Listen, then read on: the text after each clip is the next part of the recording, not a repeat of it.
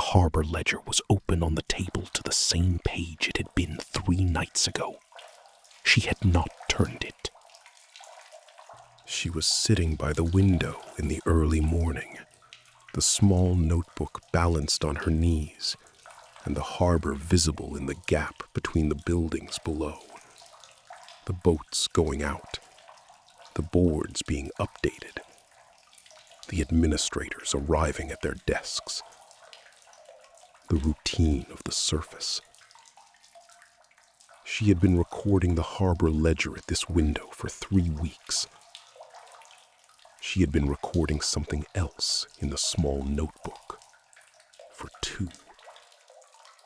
The small notebook was not part of any system the witch had given her. She had bought it from a stall in the market for 2 coins.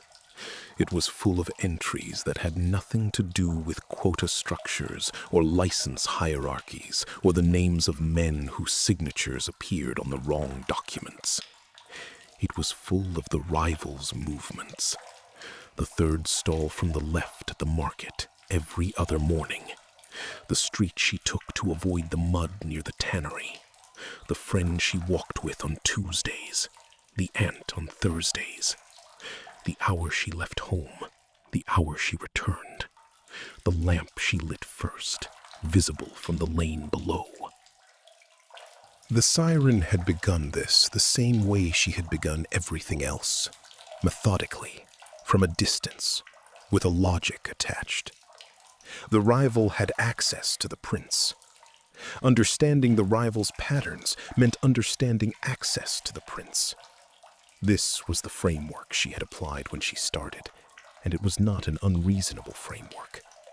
It had simply stopped being the real one at some point in the 2nd week, when the entries began to include things like the sound of the rival's voice carrying from across the square, and the specific way she laughed, slightly too loud for the space she was in, not self-conscious about it, and the way the prince looked at her when she laughed that way.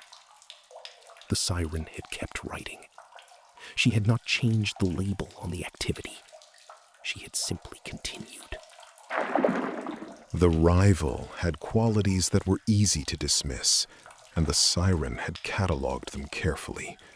She arrived late to things, not habitually, but enough that it was a pattern. She forgot names sometimes, covering the gap smoothly, but the siren had seen it. When she was uncomfortable, she talked more, filling silence rather than sitting in it. These were real observations. The siren had not invented them.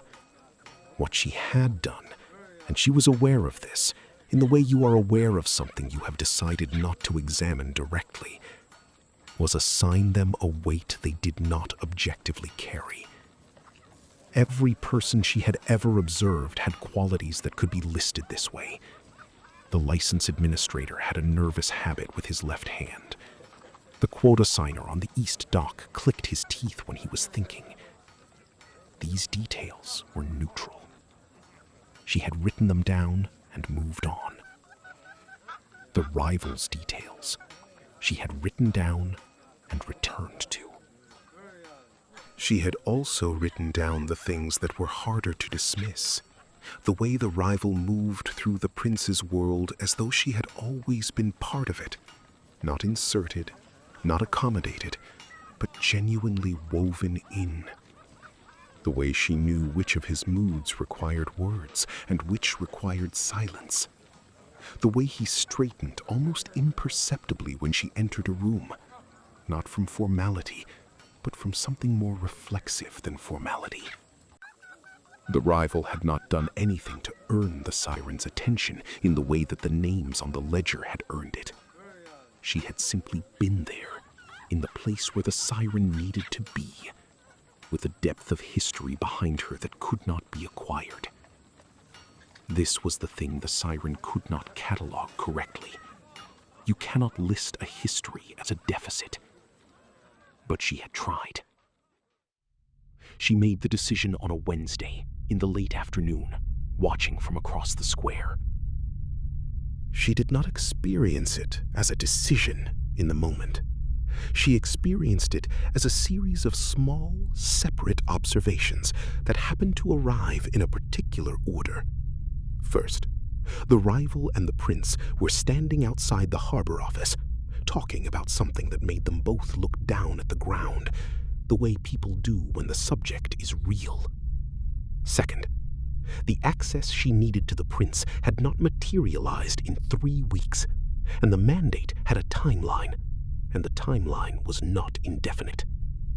Third, the rival's presence was not incidental to this problem. The rival was, in operational terms, an obstacle between the siren and the primary target. Fourth, the siren had the tools to remove that obstacle. She had been given those tools specifically for this kind of work. The logic was clean. Every part of it was technically correct. What the logic required her not to look at directly was the question of which problem she had actually decided to solve, and for whom. The mandate required the prince. The prince required access. Access required removing an obstacle. This was the version she used when she reviewed her reasoning. It was coherent. It held together. It did not survive the question of why she had let the license administrator walk home 3 times already, when he was not an obstacle to anything except the mandate, when removing him would have been simpler and cleaner and carried less personal risk. She did not ask that question. She wrote a time in the small notebook. The pen moved before she had made the decision to move it.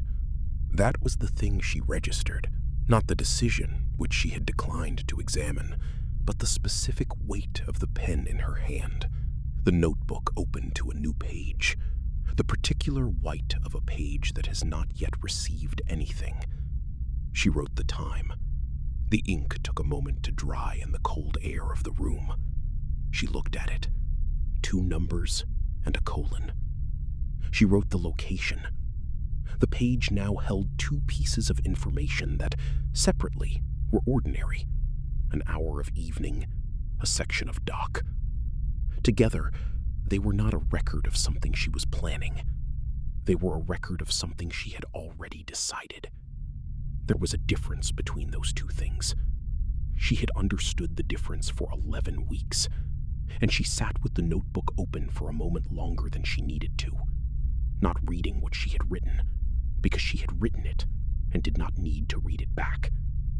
She already knew what it said. She closed the notebook. She turned to the harbor ledger and made 2 entries that had nothing to do with any of this. Then she closed both books and went to find something to eat, because the work required her to be clear-headed, and she had not eaten since morning. The voice was the mechanism. The witch had given her a voice that carried something inside it, not a spell, not a compulsion, nothing that overrode a person's will in a way they could recognize as coercion. It was more precise than that. It was a voice that found the specific frequency of what a person most wanted to believe and resonated there. Used carefully, it did not force. It invited. It made an invitation feel like something the listener had already decided before the question was asked. The siren had used it on the prince, carefully, over weeks. A word here, a sentence there. Never enough to be felt as pressure, always enough to open a small door. She understood the instrument. She understood its range. She waited until the harbor had gone quiet. The rival lived 2 streets from the water. The siren had mapped the route so many times, she knew which stones were loose, which doorways were deep enough to stand in without being visible, which stretch of lane between the tannery and the harbor wall had no lamp at either end. She knew exactly where to stand so that her voice would carry up the lane and arrive at the right window, sounding like something coming from the harbor, like something the rival had half expected to hear, had perhaps been listening for without knowing she was listening. She stood in the dark and let the voice do what the witch had built it to do.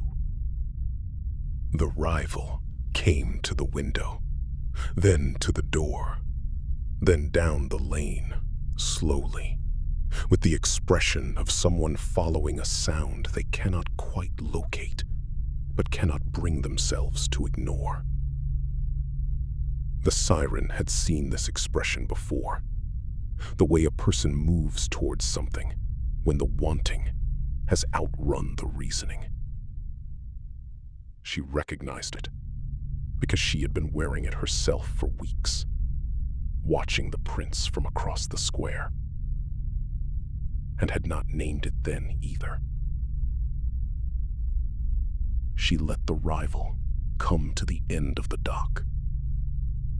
The rival had stopped twice on the way, once at the corner where the lane opened onto the harbor front, once where the dock began and the wood replaced the stone underfoot. Both times she had looked around, attempting to locate the source of the sound that had brought her here. Both times she had found nothing visible and had continued anyway. This was what the voice did. It did not compel. It made stopping feel like the stranger choice. The rival was not sleepwalking. She was making small, continuous decisions to keep moving towards something she could not explain, but did not want to turn away from. The siren had watched this process in others. She understood the mechanics of it. She had told herself, framing this moment in the operational language she had been using for 11 weeks, that this knowledge was professional. She did not examine that framing. The rival reached the end of the dock. The harbor opened out before her. The dark water, the lights of the moored boats, the town behind her settling into its nighttime arrangement. She stood and looked at the water the way people stand and look at things when they are waiting for what pulled them here to announce itself more clearly. The siren stepped out of the shadow.